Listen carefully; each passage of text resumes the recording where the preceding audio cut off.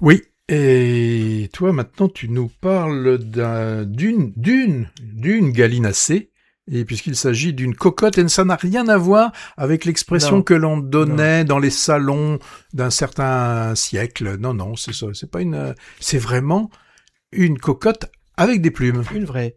Je parlais juste avant des très très gros plans dont je déplorais qu'ils envahissent les écrans. Eh bien, Cocotte s'ouvre sur le cul d'une poule, en plan très rapproché. Jamais j'avais vu le cul d'une gallinacée de si près. Un œuf est en train d'en sortir, difficilement, scène filmée au plus près et en temps réel, d'une sorte d'accouchement difficile, peut-être annonciatrice du destin chaotique que va suivre l'héroïne du film. Une question qui me vient tout de suite à l'esprit, est-ce qu'il y a eu plusieurs prises? Est-ce que Ah c'est... bah ça, mais ce film pour les prises, je sais pas comment ils ont fait, je sais pas, c'est drôle comme scène, ça surprend en tout cas. J'aurais peut-être pas dû le dire parce que vraiment ça Mais surprend. ne serait-ce pas l'IA qui serait passée Non, par là? justement. Alors ça, c'est un prologue saisissant pour une fiction bien barrée dans son postulat et quelque part quand même un peu politique dans son propos. Alors nous voilà ensuite dans un gigantesque poulailler industriel avec tapis roulant, ventouses, séparateurs, mains qui s'affairent. On observe le tri mécanique des œufs puis des poussins, façon documentaire. La déshumanisation frappe. Évidemment, la caméra va repérer puis s'attarder petit à petit sur un poussin qui fait tache par rapport aux autres par la couleur de son duvet. Ellipse, et le voilà devenu belle poule noire, promise à la casserole car pas dans les normes. Mais la belle est maline, et elle va prendre la poudre d'escampette pour entamer un périple plein de tribulations où elle aura à faire face à pas mal de dangers, renards, chiens, voitures, rapaces, ou un coq qui ne connaît pas le consentement par exemple. Et fugueuse devenue sédentaire, elle est recueillie par le patron d'un restaurant qui y vivote, dont elle devient une sorte de mascotte. C'est à peu près le seul personnage humain sympathique. Et elle va même avoir affaire à des mafieux locaux. Alors, le film joue le jeu immersif jusqu'au bout.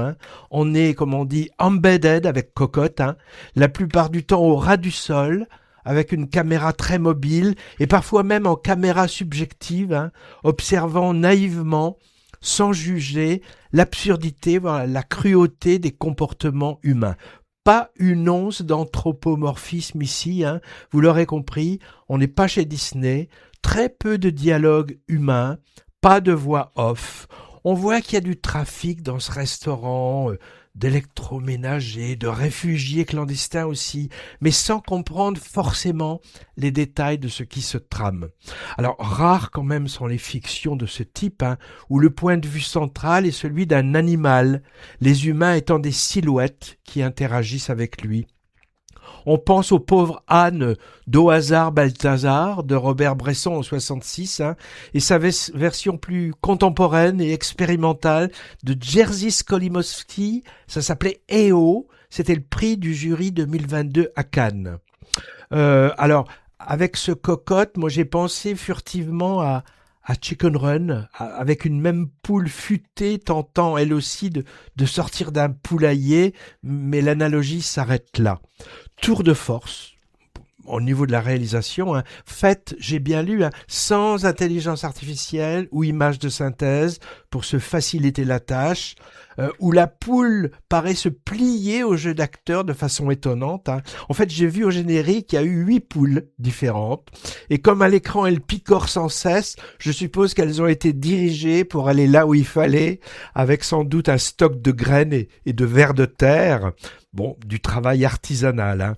On parle grec dans ce film car il a été tourné en Grèce.